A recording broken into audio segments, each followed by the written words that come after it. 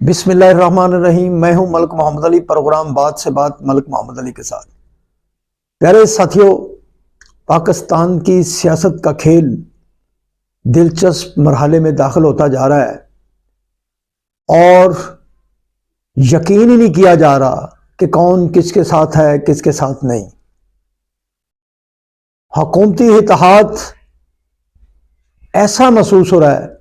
کہ کہیں ٹوٹ ہی نہ جائے۔ بظاہر تو حکومت بہت دعوے کر رہی ہے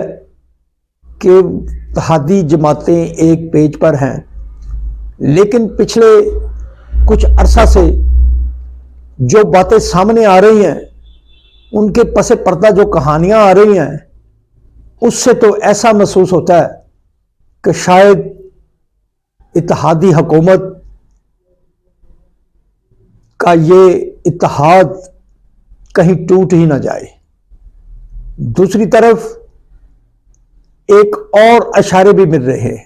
ایک اور NRO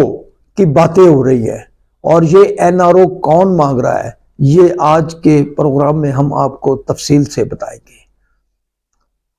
وزیر اعظم میاں محمد شہباز شریف کی صدارت میں اتحادی جماعتوں کا اجلاس منعقد ہوا، جس میں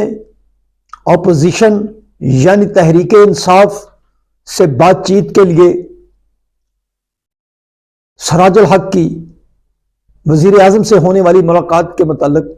اتحادیوں کو آگاہ کیا گیا۔ ہم نے پہلے بھی واضح کیا تھا کہ آصف علی زرداری بھی ایک وفد تشکیل دے چکے ہیں سابق وزیر اعظم یوسف رضا گیلانی کی قیادت میں، جو مختلف سیاسی جماعتوں سے بات چیت کرے گا۔ اس اتحاد کی اندرونی کہانی جو سامنے آئی ہے وہ یہ ہے کہ بلاول بھٹو زرداری نے زور دیا ہے کہ مذاکرات کیے جائیں۔ بلاول بھٹو کے ساتھ ساتھ MQM باب پارٹی نے بھی بلاول بھٹو کی ہاں میں ہاں ملائی ہے، جبکہ اس اجلاس میں مولانا فضل الرحمان کی پارٹی کی طرف سے عمران خان سے مخالفت کا مذاکرات کی مخالفت کی گئی ہے، اور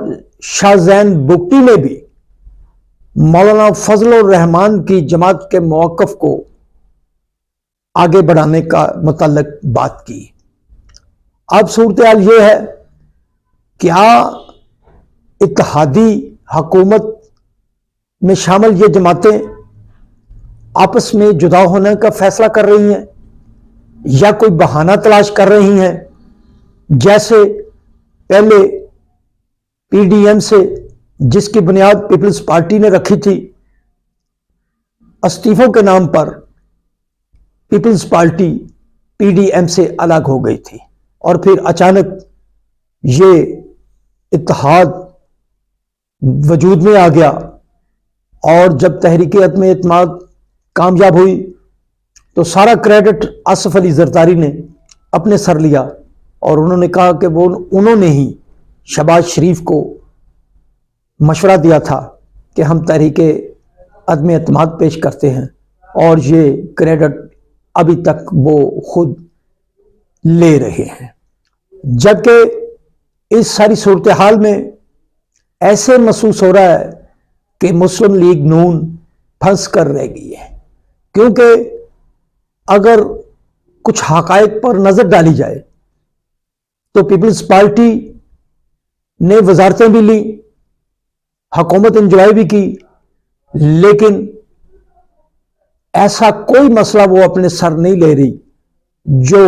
مسلم لیگ نون کے سر آ پہنچا ہے۔ فضل الرحمان نے بھی انجوائے کیا، وزارتیں لی، اور وہ بھی ایک الگ جگہ پر بیٹھے ہیں، پیپلز پارٹی بھی الگ جگہ پر بیٹھی ہے، اور موجودہ مہنگائی کی ساری ذمہ داری مسلم لیگ نون کے سر پر آن گری ہے، کیونکہ وزیر خزانہ مسلم لیگ نون کا، وزیر اعظم مسلم لیگ نون کا، اور یہ سب کچھ اب مسلم لیگ نون کے کھاتے میں جا رہا ہے۔ مذاکرات کی بات کر رہے ہیں ہم، مذاکرات کا حوالہ اسی طرح ہے کہ پیپلز پارٹی مکمل طور پر جانتی ہے کہ اگر مذاکرات کی شکل میں اکتوبر سے قبل بھی الیکشن آ جائیں تو وہ الیکشن لڑنے کے لیے بالکل تیار ہے، کیونکہ پیپلز پارٹی کو اندازہ ہے کہ سندھ پیپلز پارٹی کا ہے اور وہ کسی نہ کسی شکل میں وہاں سے جیت کر اپنی صوبائی حکومت پھر بنا لے گی۔ جبکہ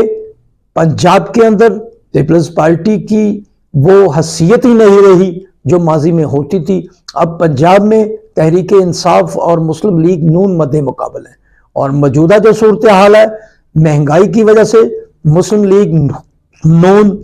کا گراف نیچے گرا ہے، اور تحریک انصاف کا بھی دعویٰ ہے کہ وہ پنجاب سے بھی 2/3 اکثریت حاصل کرے گی، اسی لیے وہ بھی چاہتی ہے کہ الیکشن جلد ہو۔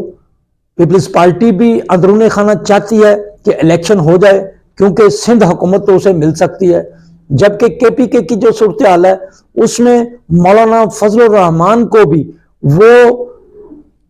کامیابی نظر نہیں آ رہی جو آس لگائے بیٹھے ہیں، اس لیے وہ بھی انتخابات سے کنی کترا رہے ہیں۔ تو موجودہ صورتحال میں مسلم لیگ نون ہی پھنس کر رہ گئی ہے، ایک عجیب و غریب کشمکش میں پھنس چکی ہے، کیونکہ مہنگائی کا سارا ملبہ اس کے سر آن پہنچا ہے۔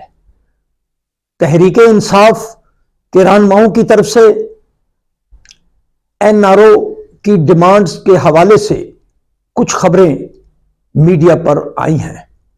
کہ عمران خان کے مقدمات کو ختم کر دیا جائے تو وہ مذاکرات کی میز پر بیٹھنے کو تیار ہے۔ اس سلسلے میں تحریک انصاف کے کچھ رہنماؤں کی طرف سے رد عمل سامنے آیا ہے، اور ان کا کہنا ہے کہ انہوں نے کوئی ایسی ڈیمانڈ نہیں کی جسے این آر او کہا جائے، اور حکومتی اتحاد کے متعلق جو ہم بات کر رہے تھے اس سلسلے میں وفاقی وزیر اطلاعات و نشریات مریم اورنگزیب نے واضح کیا ہے کہ حکومتی اتحاد میں کوئی بھی ایسی دراڑ موجود نہیں، مذاکرات کے حوالے سے مذاکرات ہو رہے ہیں، حکومت بھی مذاکرات کی حامی ہے، اور قوم کو ایک اچھی خبر دیں گے تاکہ تمام سیاسی زمہ ایک پلیٹ فارم پر بیٹھ کر ایک روز کے الیکشن کے حوالے سے فائنل کرے معاملات، تاکہ ملک بھر میں جب بھی الیکشن ہو قومی اسمبلی اور تمام چاروں صوبائی اسمبلیوں کو الیکشن ایک ہی دن ہو۔ سلام پاکستان، سلام اوورسیز، اللہ حافظ۔